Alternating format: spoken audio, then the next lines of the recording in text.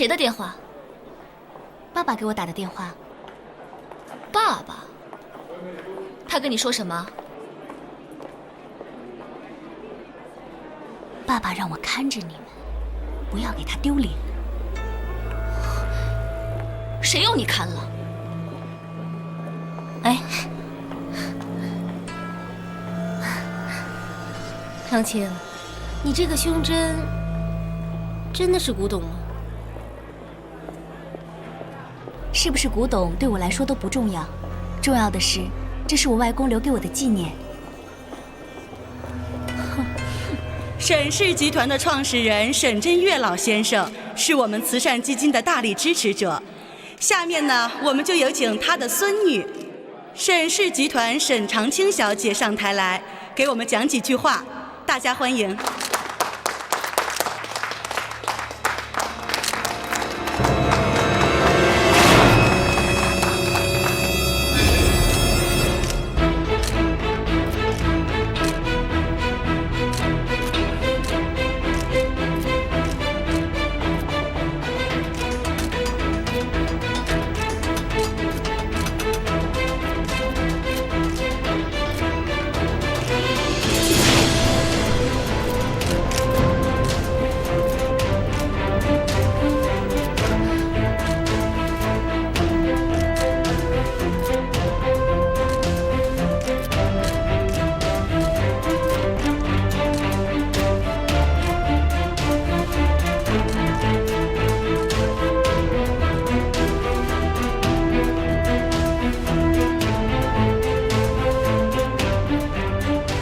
晚上好，我们这个慈善基金的宗旨是绿色环保。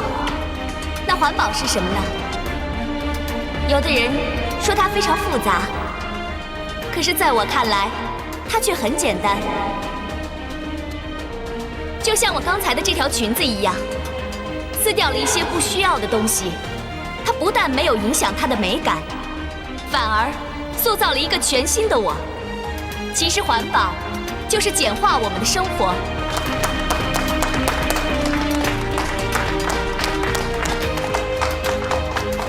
各位女士、各位先生，今晚我们的慈善拍卖会马上就要开始了。在这里呢，我首先感谢大家对慈善事业的鼎力支持。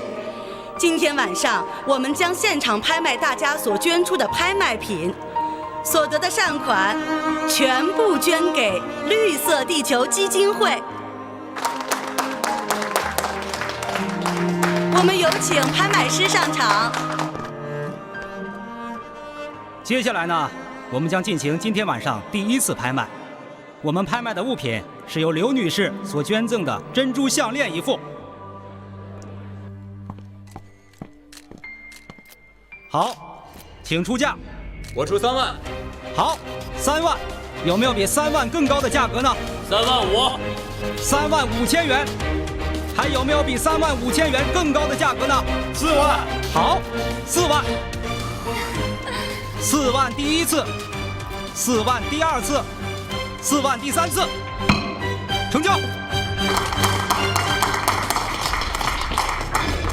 好，接下来我们要拍卖的物品呢，是由丁女士所捐赠的钻石耳环一副。钻石耳环一副。看，这就是我捐赠的那对耳环。哎，我跟你爸都商量好了，咱们再花20万把它给拍回去。请出价。15万。15万。17万5。17万5。20万。好，20万。有没有比20万更高的价格？30万。30万。好，这位女士出价30万。丁女士，你还加吗？妈，爸爸只打算捐20万，现在多出那么多钱，他一定会生气的。可是，如果现在顶不下去的话，咱们自己标出去的东西都标不回来，让别人怎么看我？可是，40万。好，40万。丁女士出价40万，那有没有比40万更高的价格呢？50万。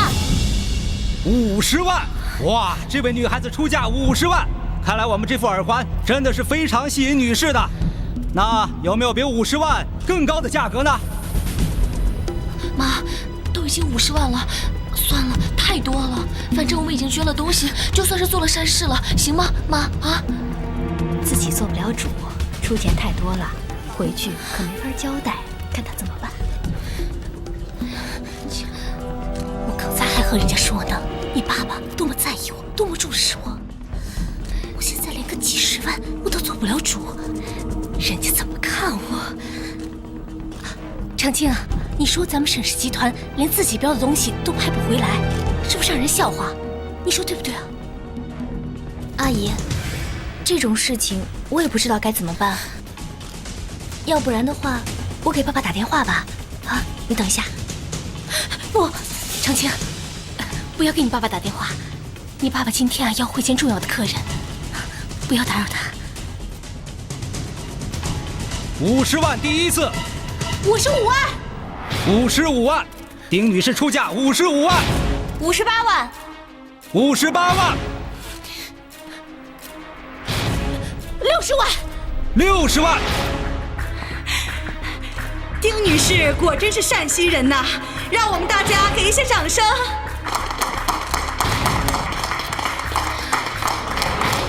好，现在丁女士出了60万，那有没有比60万更高的价格呢？60万第一次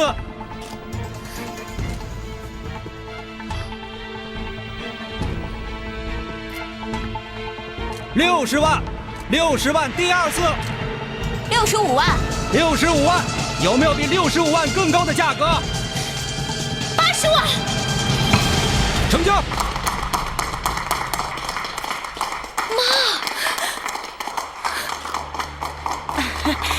丁女士果然是大善人呐，让我们再次给她热烈的掌声。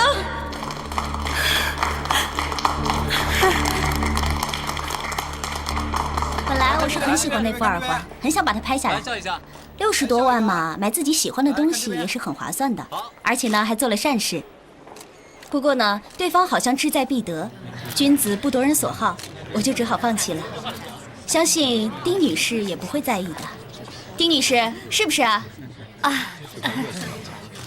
是的，当然，做善事嘛。这下你怎么跟爸爸解释啊？长青啊，我刚刚真是太高兴了！要下次你有这样的事儿还找我玩啊？这种事情你都能玩得这么开心啊？当然，只要是好玩的我都爱玩。不过刚才是挺好玩的，你看丁雅琴，最后喊80万，对呀，然后那脸瞬间就不知道怎么形容他了，是不是？我看他刚才脸都绿了，我真怕他不敢再跟我继续飙下去啊！放心吧，不可能的，因为他现在呢就是土鸡急于变成凤凰，你说他怎么可能会在那么多人面前丢面子呢？一出手就80万，这女的也太豪爽了吧！用80万买副耳环，一看就不是为了慈善。当然不是啦，是打着慈善的幌子，显示自己是董事长的女朋友，财大气粗呗。听说这个女人啊，是为了争面子才把价格抬那么高呢。要不是人家早收手，还不知道抬多高呢。原来咱们董事长喜欢那样的女人呐！对，一看就是被金钱包围的，俗不可耐。就是啊，跟沈一如小姐比起来啊，那简直就是一个天上一个地下，一个凤凰一个麻雀，真不知道董事长是怎么看上她的。嘿，现实版灰姑娘出手豪迈，狂砸80万，震惊全场。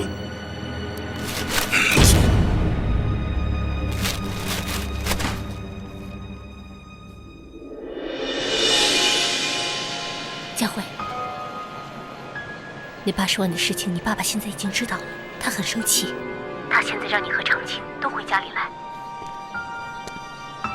你记住了，你一会儿回来之后，一定要配合我演一场戏，一定要找机会和长青打起来，制造混乱，越乱越好，听见了吗？嗯，我知道了。还有，你爸爸如果坚持要叫救护车的话，你一定要抢先打电话。因为我和李大夫已经说好了，一切他都会安排好的。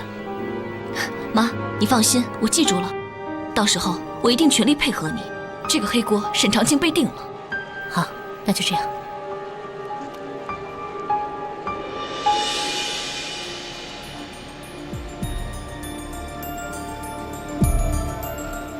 喂，李大夫，我这边都安排好了，如果不出意外的话，2个小时之内，我应该就会流产。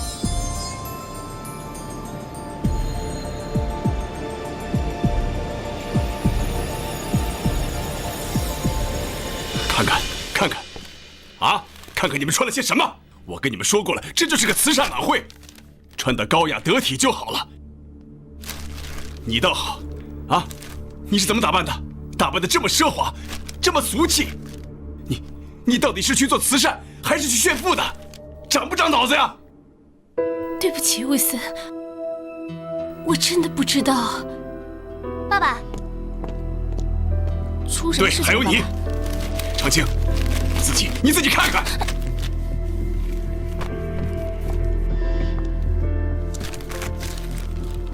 长青啊，我一再跟你交代，你丁阿姨没有经历过这种场面啊，让你好好盯着点，别让她丢人。可你是怎么做的？好了，现在闹得满城风雨，你高兴了是不是？魏森，都是我不好，我什么都不懂。哎呀，你们潘叔叔，都怪沈长清。那天他故意一晚上都没说几句话，就在旁边看着我们被人嘲笑。如果不是因为他，我妈也不会为了争一口气拍下那么贵的耳环。他是故意看着我们出丑的。长青，你为什么就是不肯接受我呢？我自认该做的我都做了，你就是不肯接受我。你不喜欢我，甚至排斥我，这都没关系。可是你不应该在那么重要的场合拿你爸爸的面子开玩笑啊！在走之前，我们那么真诚地征求你的意见，可是没想到，魏森，这都是我的错，你就不要怪长青了。长青年纪小，都是我的错，给你丢了面子。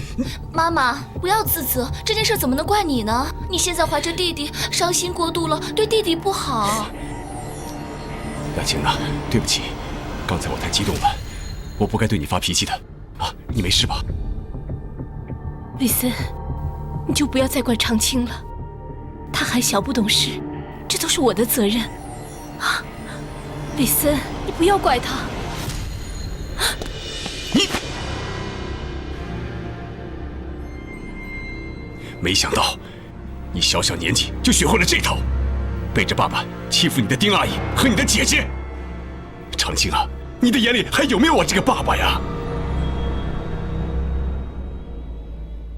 爸爸，事情根本就不是他们说的那个样子的。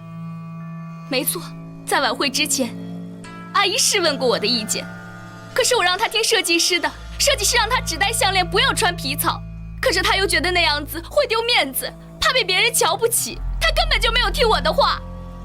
你说我怎么办？爸爸，如果你不相信我的话，设计师当时也在场，你可以去问他呀。长青说的是真的吗？不，长青，你根本就没有说过不能穿皮草啊！阿姨，你就不要再装了，你的那些心思，就算我不说，爸爸也是清楚的。你分明就是想在晚会上出尽风头，难道是我逼迫你们穿成那样子的吗？沈长青，你别血口喷人，根本就是你想诚心害我们，让潘叔叔丢脸。丁佳慧，你们母女俩犯了错，现在把所有的责任都推到我身上。就算我没有提醒你们，爸爸是不是也给你们请了设计师？你们为什么不听设计师的话？如果你们要是听设计师的话，事情就不会变成现在这个样子。不是这样的，我只是不想给你丢脸，我真的没想到会变成这样，我不是故意的，维森，对不起。哎呀，肚子又不舒服了。雅琪，沈长青，你告诉我，你为什么不跟大家好好介绍我们？你故意跟我们撇清关系，不就是想让我们被大家看不起吗？妈妈就是为了争这口气才花那么多钱的。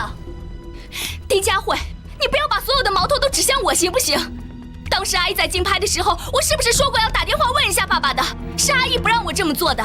我现在能做的、该做的我都做了，我还能怎么办？难道你让我强行在大家面前阻止你们吗？那你为什么不承认我是你姐姐？我们两个又没有血缘关系，我凭什么要承认你是我姐姐？程庆，佳慧一直把你当亲妹妹，你不应该这样说佳慧啊！好了，别激动，别激动啊！你根本就是瞧不上我们。我妈妈对你那么好，你却恩将仇报，处处跟我们作对。你妈妈再好也早死了，她不管你了，也不想想这么些年是谁照顾你。丁佳慧，你凭什么打我妈妈？佳慧，我跟你拼了！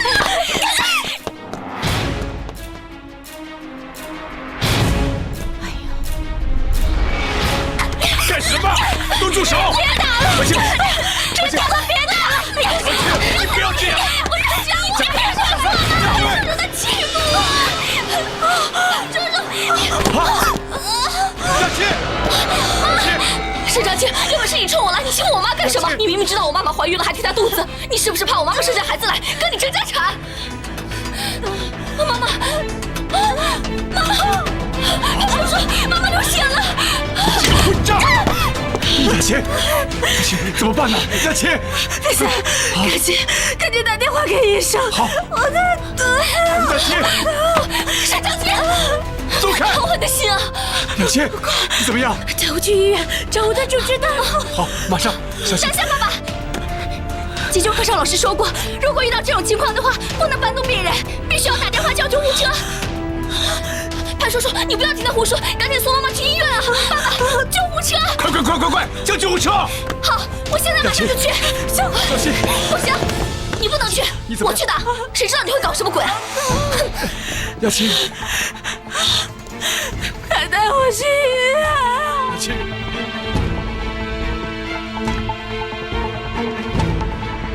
李医生，我是丁雅琴的女儿，我妈妈说让你赶紧安排救护车过来，越快越好。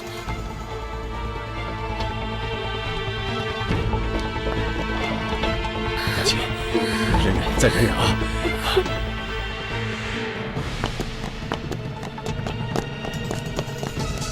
妈妈，救护车很快过来。快来了，佳琪，你再忍耐一会儿啊！长青，你不要害怕，阿姨是不会怪你的。韦森，你不要怪长青，他不是故意的。行了，沈长清，如果我妈妈和我弟弟有什么事的话，我一定不会放过你。长青，如果我的儿子出了什么问题，我饶不了你。爸爸，不是我，真的不是我。你刚刚也在，我没有碰到阿姨，明明是她在冤枉我。不是你打的，难道是我打的吗？沈长清，事实可由不得你狡辩。潘叔叔，他就是故意的，他故意打的妈妈。沈长清，你刚才不是说恨死我们了吗？你就是巴不得我妈妈生不出弟弟来。不是我，真的不是我，我没有碰到阿姨。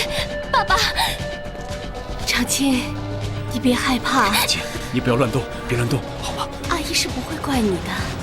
妈妈，她都把你伤成这样了，你怎么还替她说话？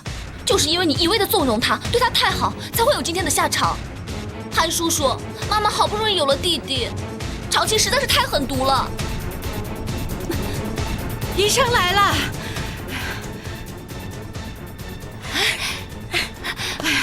姑爷，江医生来了。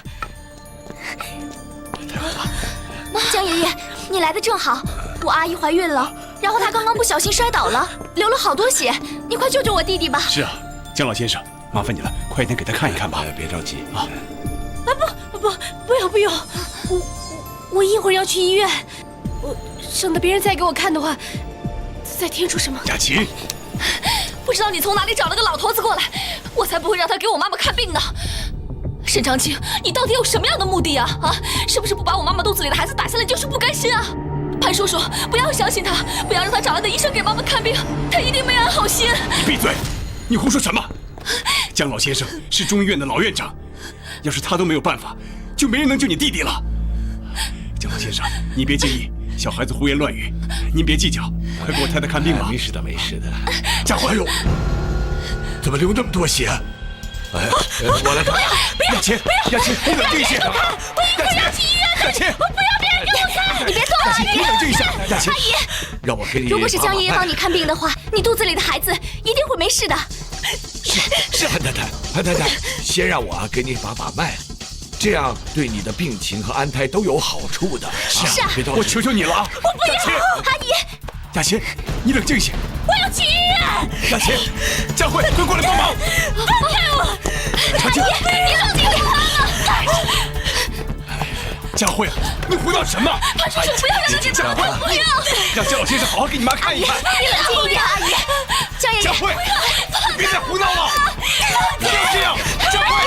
阿姨，你别动啊！阿姨，佳慧，阿姨，马上就佳慧。不要！放开！救护车来了！放开我！安太太，救护车来了！我不用年轻的人来给我看病。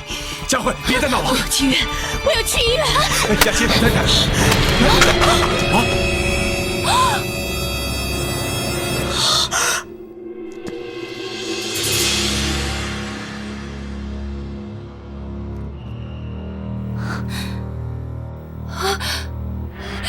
滚开！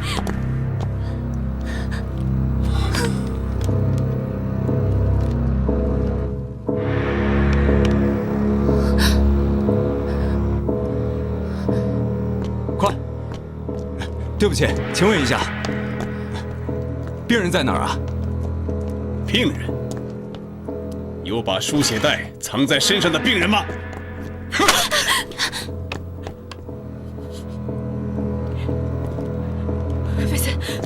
威森，不是你想的那样，真的不是你想的那样。走开！姜老医生，麻烦你给他看一看，看看他肚子里的孩子现在怎么样了。你可以再往前一步。江爷爷，你还是帮我阿姨看一下吧。哎，不要！不许乱动！回来！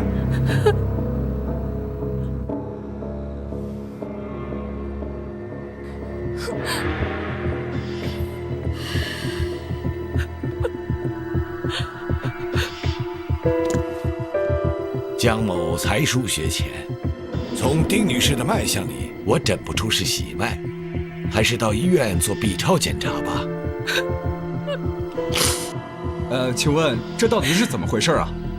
哦，对不起，可能是我们搞错了。容妈，送客。医生，跟我来吧。这怎么回事呢？这儿也没我什么事儿了，姜某就先告辞了。谢谢您，姜老先生。告辞。我还是送一下江爷爷吧。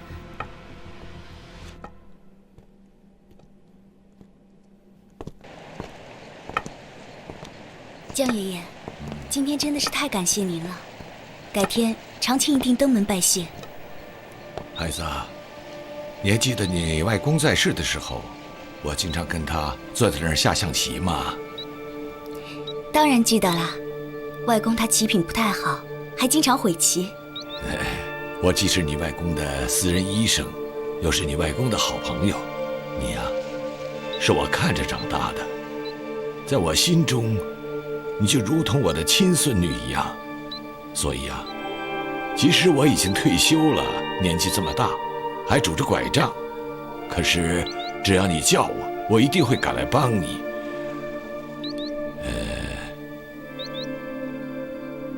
你早就知道丁女士是假怀孕，对不对？对不起，江爷爷。从刚才的情形看，你在这里的日子也并不那么好过。小小年纪，也难为你了。前几天你突然约我上门，要为丁女士调养身体。今天又10万火急的把我接过来，我就知道这里面肯定有事儿。刚才的情形啊，我都看在眼里了。江爷爷，真的对不起，长青应该跟您说实话的，让您失望了。我满怀热情而来，没想到我原来只是你计划中的一部分。我只是你手中的一颗棋子，你江爷爷心里难受啊。江爷爷，长青错了，长青不是故意的，但是长青真的很害怕，不可以出一点点差错，所以希望您能原谅我。孩子，别哭了，江爷爷不怪你。通过今天的事情啊，我知道你的难处，我只是想提醒你说，你不要为了达到自己的目的，去伤害那些真正关心你的人。当然了，我是不会和你计较的，可是你的人生之路还很长很长，江爷爷不希望你满怀仇恨啊，以后去做那些会让你一辈子追悔莫及的事情啊。对不起，江爷爷。好了，孩子，别哭了啊！以后有什么事啊，尽管叫我。长青啊，你是沈氏唯一的血脉，如果你在这里的日子不好过，就搬出去。咱们沈家的这些老朋友一定会为你讨回那应得的一份啊！谢谢江爷爷，您可以原谅我，但是请您放心，长青知道自己该怎么做，您不用为我担心。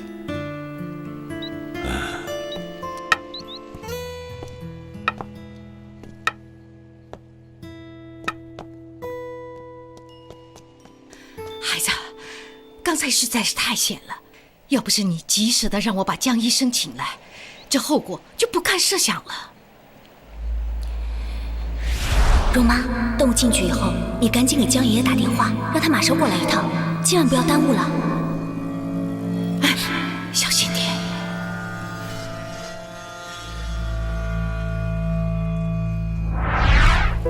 虽然我们这次的计划成功了，但是还有很多的不足，我怕他们会起疑心，所以现在要做的就是让爸爸相信我。刚才所有发生的一切，我们并不是掌控者，而是参与者。孩子，从今以后有场硬仗要打了。你好大的胆子！这么大的事情，你竟然敢骗我！菲斯，是我错了，菲斯，我真的不是有意骗你，我只是想和你在一起，给佳慧一个完整的家。菲斯，你原谅我好不好？好不好？你给我闭嘴！丁雅琴，你不是不知道，我做梦都想要一个儿子。为了要一个儿子，我冒着被沈氏那些老臣排挤的风险，硬是要给你一个名分。为了让我的儿子能有一个合法的身份出生，低声下气的恳求欧海洋，我还承诺他要给他一大票股份。为了让他永远闭嘴，我甚至不惜菲斯，我知道你在生我的气，可是我真的不是想要骗你，你原谅我，你原谅我一次好不好？我求求你。丁雅琴，我付出了这么大的代价，我得到的竟然是一个荒唐的骗局。丁雅琴，你把我当成猴子耍得团团转，你还想让我原谅你？你做梦！爸爸，别打了，不是妈妈的错，妈妈不过是想名正言顺的嫁给你，你要多想一想她为你所做的一切，你多想一想。你给我闭嘴！差点忘了，这事儿你也有份。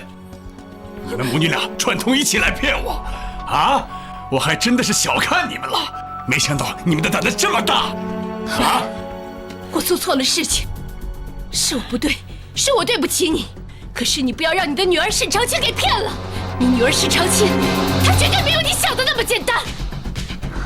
行了行了，她一定是早就发现了我假怀孕的事情，要不然怎么会那么巧，那个江老医生就会出现？他怎么会发现我绑在腿上的血带？爸爸，他们两个四处招摇，把您的脸都丢光了，现在还敢在这里乱咬人，真是太无耻了。菲斯，你要相信我，他从一开始就装模作样，他一定是故意打我的肚子，引我上当，然后让江老医生来及时戳穿我。沈长青，你的心机实在是太重了。长青啊，你告诉爸爸，你是不是早就知道你丁阿姨怀孕是装出来的？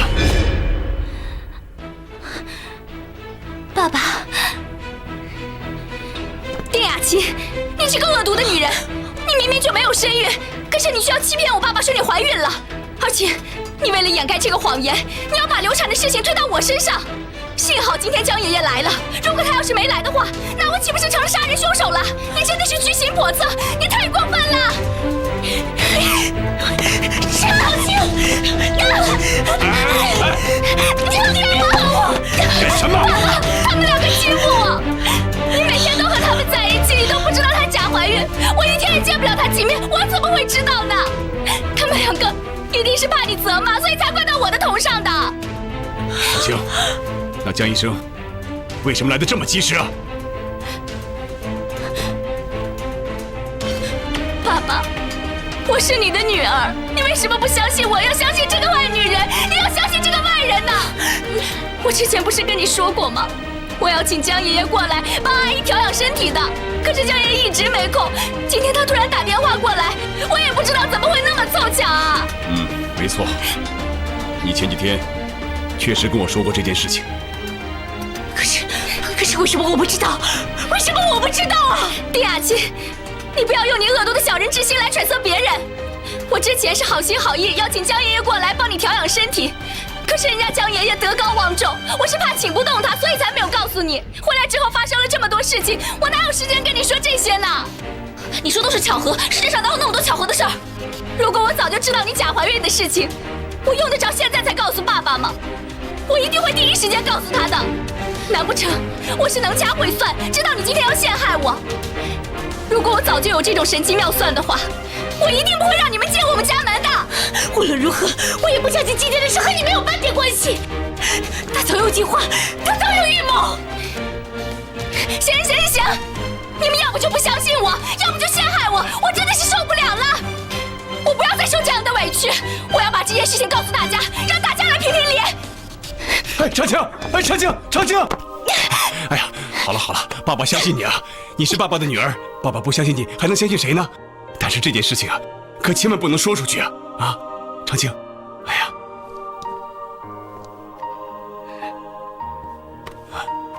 好了，爸爸，你是长青唯一的亲人，长青只能相信你，可是你不相信我。我真的不会骗爸爸的。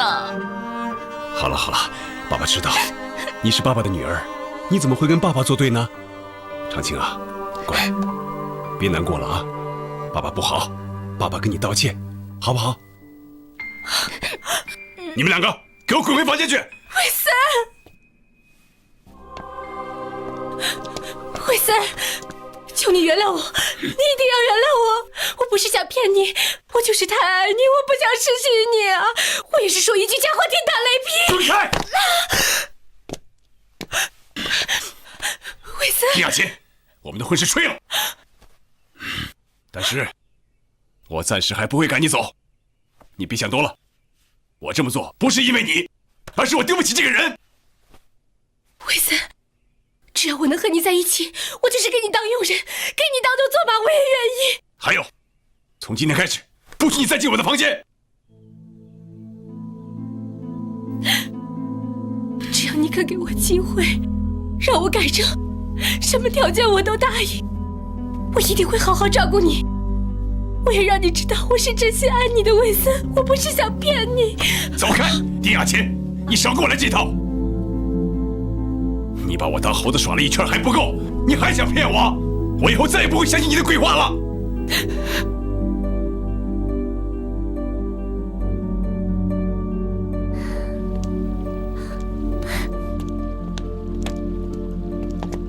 李森回来了。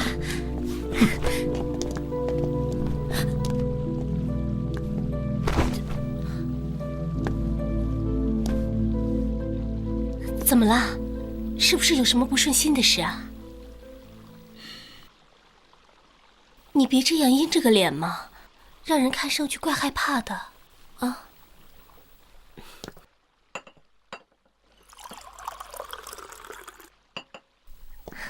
来，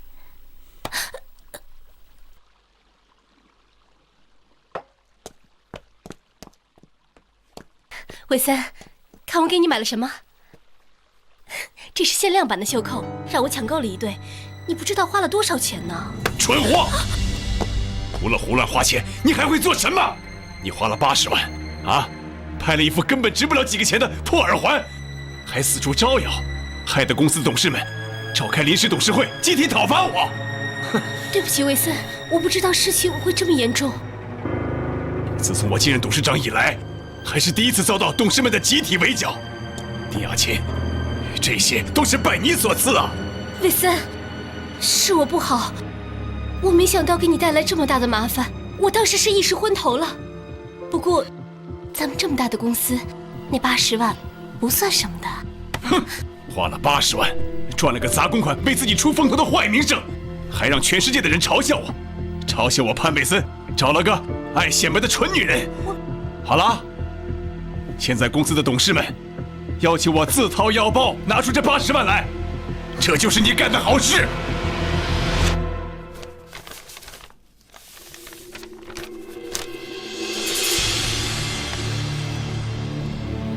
那个人果然没有骗我，这些资料如果被公开，对我实在太不利了。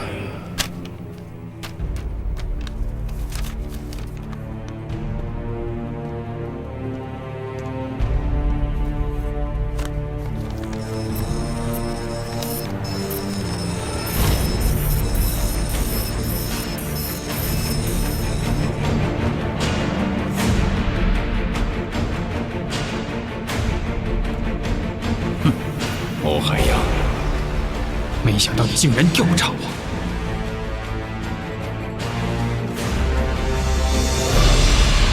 爸爸，你找我啊？哦，长青啊，来，坐下啊。什么事啊，爸爸？长青啊，这阵子我们沈氏在海外的几个大的投资项目进行的都不是很顺利，公司内部有些人想借此搞鬼，希望爸爸在这些项目上落马。可是这些项目都已经进入了最关键的阶段，如果在这个时候撤资，损失会很严重。那现在有没有什么办法可以解决的呀？没有办法。爸爸因为持股的比例不够大，在董事会没有足够的话语权。如果那些人联起手来反对我，爸爸真的是一点办法都没有。爸爸，对不起啊，我不知道你在公司有那么大的压力，我还经常惹你生气。不过长青啊，如果爸爸能掌握更多的股权，这就不是问题了。所以爸爸想跟你商量一下，如果你能把你欧叔叔留给你们的6%的股份授权给爸爸管理，那些反对派再想搞鬼啊，就没有那么容易了。等爸爸解决了这些麻烦事啊，就把那些股份再还给你，你看怎么样？爸爸，说什么还不还的，反正现在我手上的那些股权也用不上。我们是父女嘛，我的就是你的。那真是太好了，长青啊，爸爸谢谢你。爸爸，我们是一家人，还说什么谢不谢的？哈哈哈哈。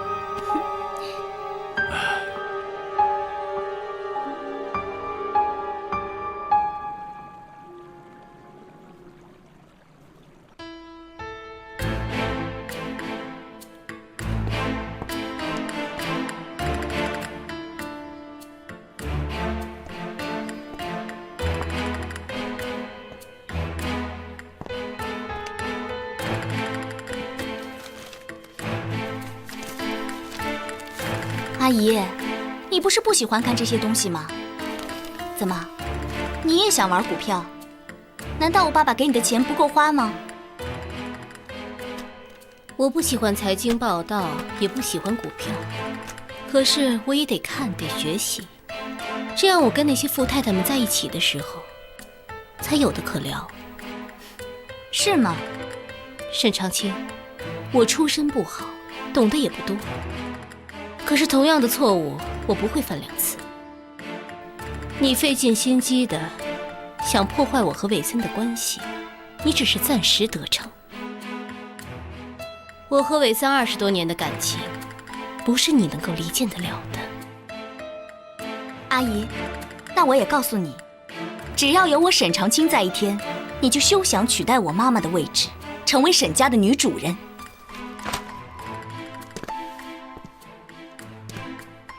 是吗？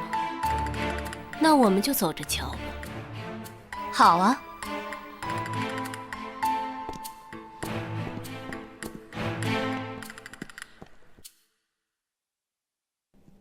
长青啊，把这份文件签了，相关手续就算完成了。爸爸真该好好感谢你。爸爸，我们是一家人，还说什么谢不谢的？来签吧。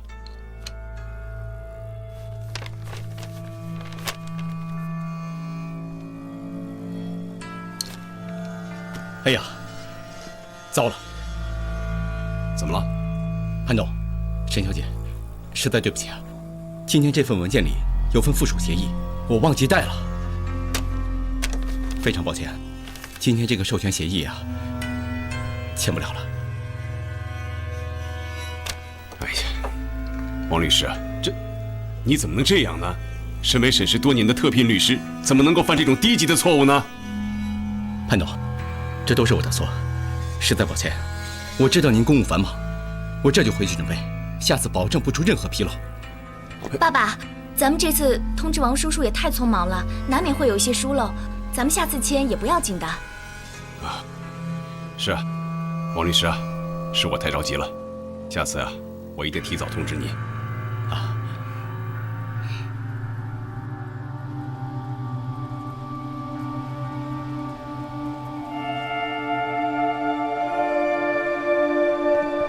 张青，那天我是故意找借口中断签约的。为什么？我是希望能够在你签授权书之前，有机会单独跟你聊一次。当初欧海洋先生在自己的遗嘱里将自己的股权留给你，想必呢是有他的用意的。欧先生应该是希望能够让你拥有更多对沈氏的控股权，将来更好的接手沈氏，保全沈氏不落入他人之手。可是现在呢，你这么轻易地转让给你父亲，那欧先生的一番苦心，岂不是白费了？王叔叔，我爸爸现在在公司遇到一些危机，我只是暂时把授权给他。我想，如果欧叔叔在世的话，肯定也是希望沈氏会越来越好的。张青，我这么说没有任何诋毁你父亲的意思，我只是希望你能够在股权转让这件事情上再好好考虑考虑，这也是对欧先生遗愿的尊重，你说对吗？王叔叔，谢谢你的好意和提醒。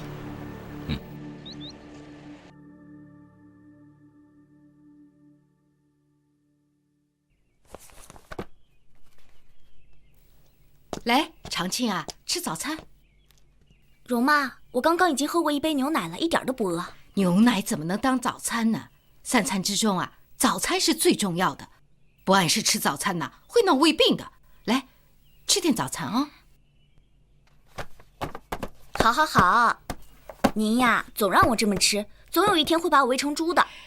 长青长得那么漂亮，就算是容妈把你喂成猪啊，也是世界上最漂亮的猪。容妈，我是猪吗？容妈，你怎么了？是不是心脏病犯了？药放在哪儿了？我去帮你拿。在我兜里，兜里。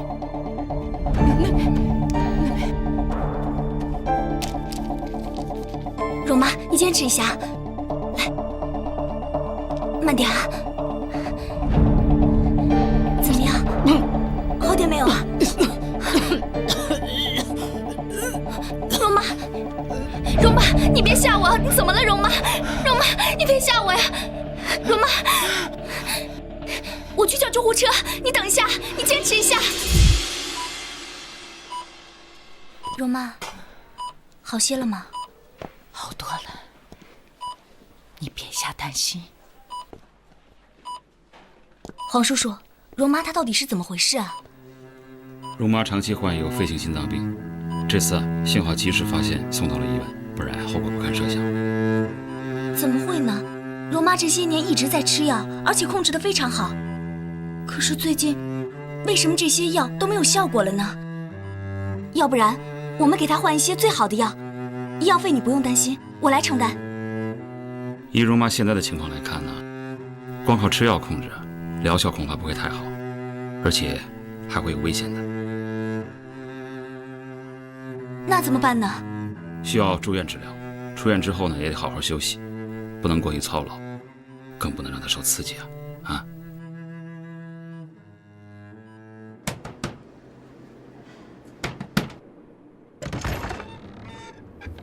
乔姐，哟，长青，听说蓉姐病了，好点了吗？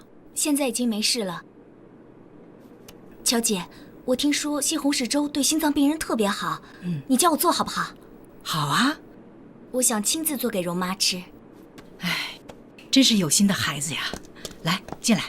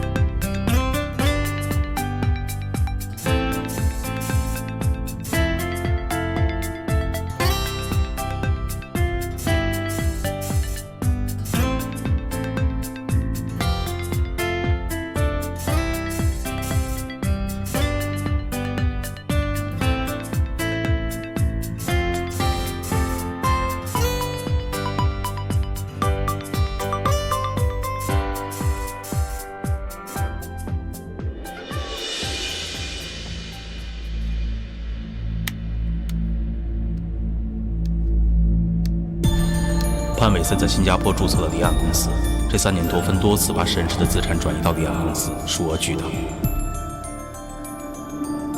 初步估算，核抵沈氏旗下6、7家公司的资产。此外，这3年沈氏创始人沈真月指定的定期慈善款项也被改了汇款账号，全部汇入潘伟森私人账户。截止这封邮件发送前1天，潘伟森的最后一笔款付给了图片上这个男人，是现金交易，数额100万。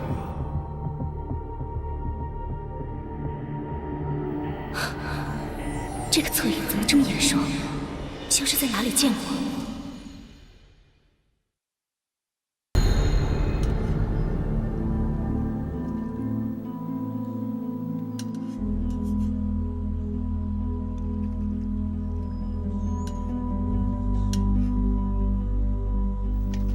怎么了，长青？干嘛呢？怎么搞的？是我太不小心了。你有心事啊？没有啊，怎么会呢？我昨天晚上看了一个电视剧，戏里的女主角被迫和她青梅竹马的男朋友分手了，所以我很替她感到可惜。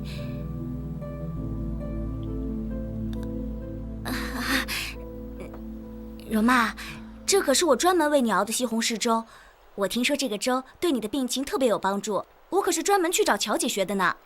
来尝尝。没想到啊，容妈这辈子还有福气喝到长青熬的粥。那就快尝尝吧。来。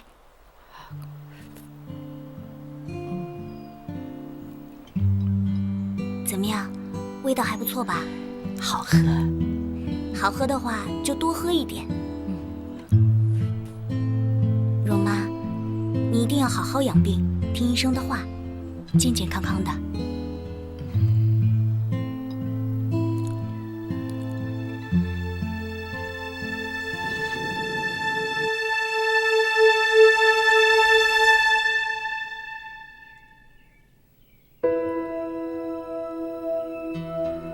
长青啊，怎么了？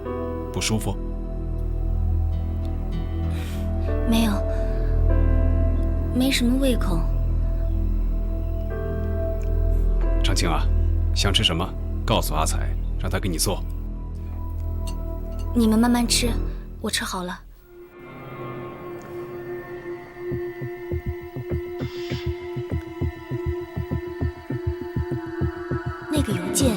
底是怎么回事？是谁发给我叔叔的？潘伟森注册了离岸公司，并且沈氏创始人沈真月的账户也被篡改为潘伟森的私人账户。爸爸为什么要这么做？他是想挖空沈氏，另立门户吗？还有，外公指定的善款，爸爸要这些钱做什么？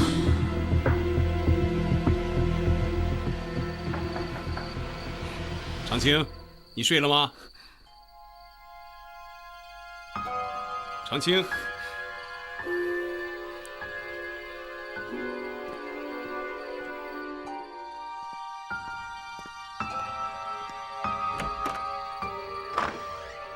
你晚上没有好好吃饭，来，尝尝爸爸亲手给你做的手擀面啊！哎，我记得你小时候啊，最喜欢吃这种面了，说是特别有嚼头。爸爸在网上查了一下做法，还不知道味道怎么样呢。谢谢爸爸。哎呀，跟爸爸说什么谢谢呀？以后想吃什么呀，就跟爸爸说，爸爸给你做。你从小啊身体就不好，更加要注意营养。只有你身体健健康康的，我这个做爸爸的才能放心。来来来，快趁热吃吧，啊！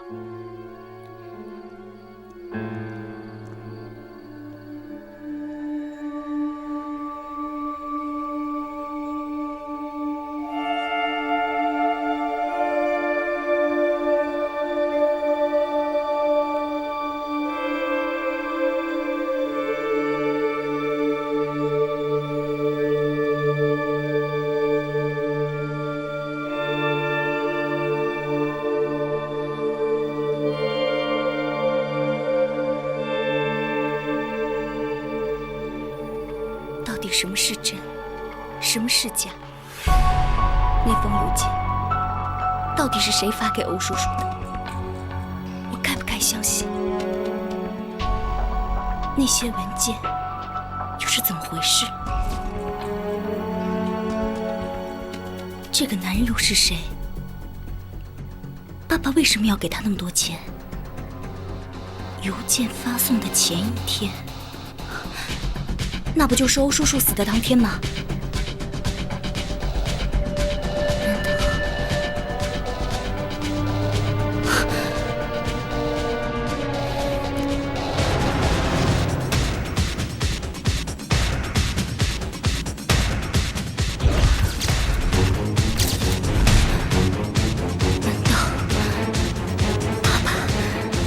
跟欧叔叔的死有关系？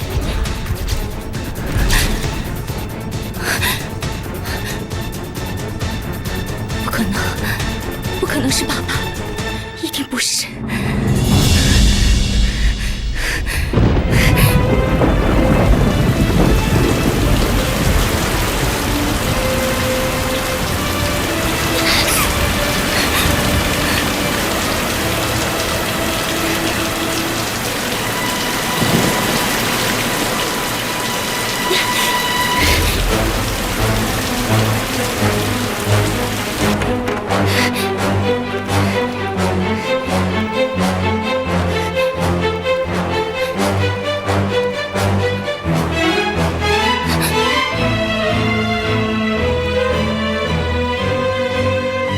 邮件怎么没有了呢？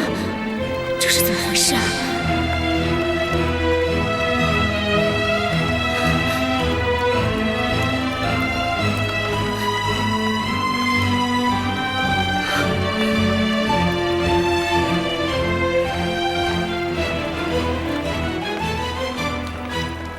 一定是自己多心了，一定不是爸爸。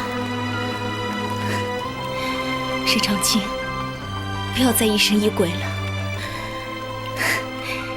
怎么可以就凭一封莫名其妙的邮件就怀疑爸爸呢？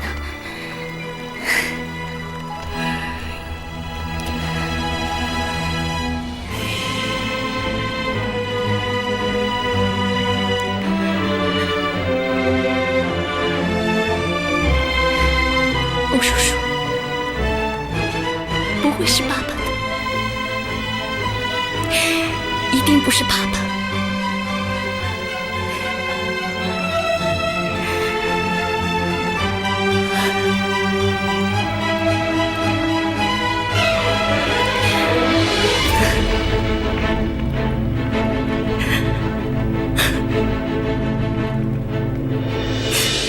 查过了，容妈这个药瓶里的药啊，不是治疗心脏病的，而是维生素。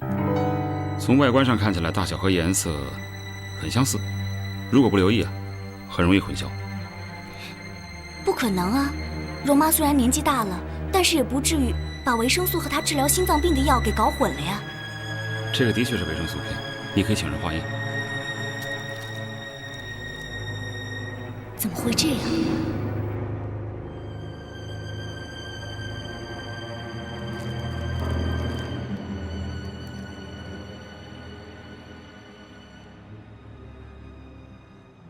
容妈，真的对不起，是我连累了你，让你受苦了。不知道那对恶毒的母女，下一步还会对你做什么？容妈，我不能再让你为了我受到伤害。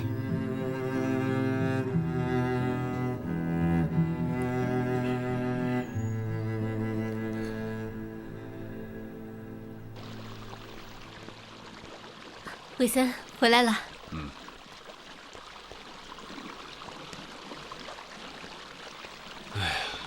哎，长青呢？啊，长青去医院看容妈去了。哦，这孩子呀，还真是重感情啊。我看这次容妈出院之后啊，不如干脆让她回家养老算了。怎么又关心起容妈的事情了？你想啊，她这么大岁数了，在这个家工作了那么长时间，再加上身体又不好，要是让她继续工作的话，那真是有点太不近人情了。我看不如给她一笔退休金，让她回老家安享晚年。是啊，爸爸，我妈妈是心肠好，关心容妈。爸爸，你也应该为容妈考虑考虑啊。说的也是。不过啊，长青从小是容妈带大的。要容妈退休啊，还得问问长青的意思。爸爸，就让容妈回家休养吧。黄医生说了，容妈明天就可以出院了。我想让她回家安享晚年。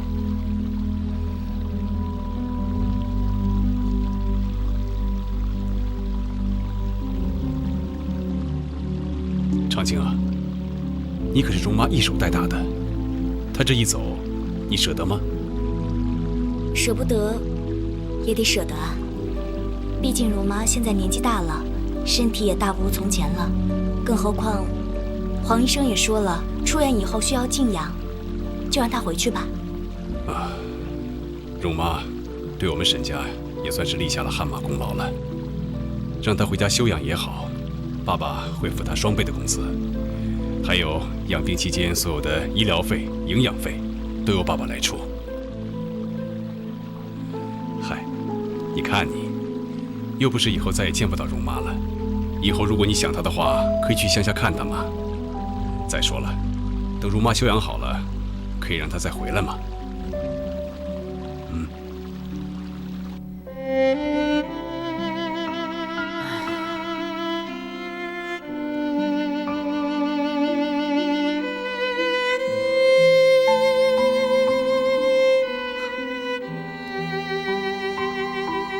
小姐，容妈不准我们收她的东西。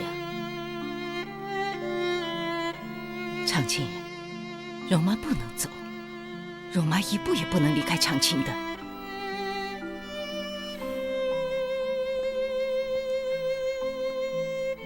容妈，如果你的身体有什么闪失的话，长青可是会伤心一辈子的。你那么心疼长青，怎么舍得我伤心呢？来，我帮你收拾，你先坐一下啊。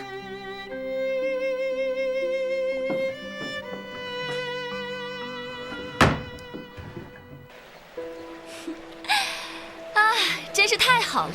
真没想到沈长青会主动提出让容妈走。这个死老太太，她早该走了，坏了我们多少好事，真是老天开眼了。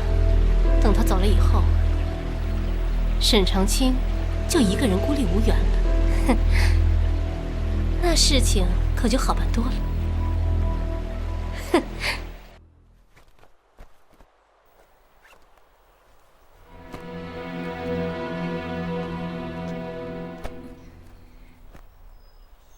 孩子，容妈这身子不争气，容妈照顾不了你了。容妈，你说什么呢？你在沈家这么多年，操劳了这么多年，我感激你还来不及呢。现在长青也长大了，自己可以照顾自己了。容妈，你也应该享享清福，回家好好休息了。可是容妈这一走，要是他俩母女欺负你，谁能帮你啊？放心吧，不会的。那母女俩不是一般人，如果切开肚皮，那一肚子都是坏水，你叫容妈怎么放得下心嘛？容妈，现在长青长大了，自己可以保护自己了。再说这里可是沈家，你不是说过吗？在沈家的话，就没有人可以欺负得了我。可是此一时彼一时，现在的沈家不比以前的沈家了。你得长个心眼，如果有人要欺负你，你要告诉容妈，容妈就是拼上老命也要保护你的啊！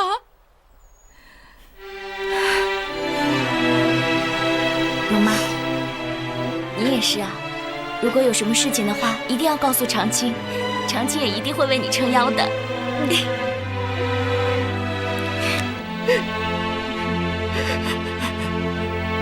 小姐，老王还在楼下等着呢，走吧。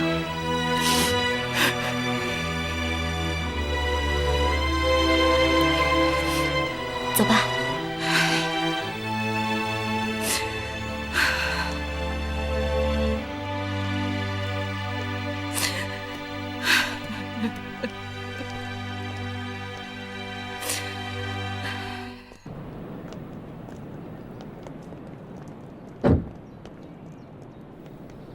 容妈，你回家好好养病，有什么需要告诉我。谢谢董事长。容妈，您多保重。您这一走，我们还真是有些舍不得。哼，就是，容妈以后有空记得回来看看长青，看看我们呢。啊！你们给我听好了，容妈走了，你们给我好好的照顾长青小姐，别让外人气在她头上，坏了我们家的规矩。容妈，你一定要多多保重啊！孩子，你也要保重。从小到大，容妈都是在你的身边伺候着你，这一走，不知道什么时候才会见面。不会的，一定还有机会再见面的。如果你想我的话，就给我打电话，我有机会一定去看你啊。好，长青啊，让容妈走吧，一会儿容妈要赶不上飞机了。容姐，上车吧。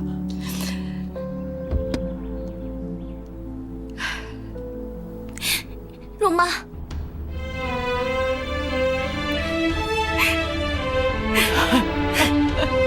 容妈，你一定要好好保重身体。长青，你怎么那么烫？你在发烧啊？啊？我没事儿，没事儿，容妈，你赶紧上车吧，要不然赶不上飞机了。可是，王叔，准备开车。可是你，我没事儿，您就放心吧，容妈，我真的没事儿。您多保重啊！我没事儿，您放心。我不走了。不行，容妈，王叔，快开车，千万别停！长青，长青，长青啊，多保重